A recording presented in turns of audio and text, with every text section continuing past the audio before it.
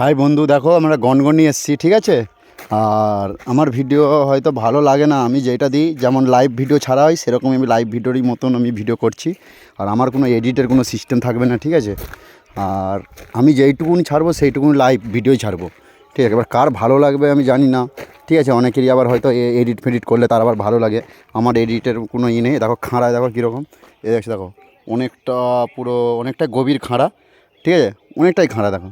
আর এধার থেকে আসা যায় গনগনি, আর দেখো মানে আর মোটামুটি ওই মানে আসার রাস্তাটা ওই সাইডের দিকে, মানে ওইটা দিয়ে আমরা আবার পেছনে ব্যাক করে দিয়ে ছবিটা মানে ভিডিও বানানোর জন্য আবার এই সাইডে আসছি, ঠিক আছে। আর মোটামুটি দেখো অনেকে চিনতে পারবে। এবার যারা কোনো দিনও যা আসো না, ঠিক আছে, অবশ্যই আসো। জিনিসটা খুব সুন্দর জায়গা। আর আমরা এইটা নিয়ে দুবার হলো, আগেও একবার আসছিলাম।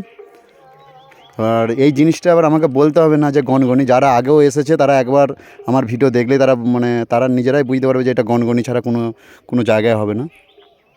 মোটামুটি যারা শর্ট ভিডিও যারা বানায় তাদের ক্ষেত্রে এই জায়গাটা খুবই সুন্দর, খুবই সুন্দর। আর গরমকালে খুবই অসুবিধা হবে এখানে, মানে তাপ একটু ভালোই আছে বিশেষ করে। এবার যারা একটু ঠান্ডা ঠান্ডা মৌসুমে আসলে একটু সব দিকে ঘোরার জায়গা, সবসময় ঠান্ডা মৌসুমটাই ভালো লাগে।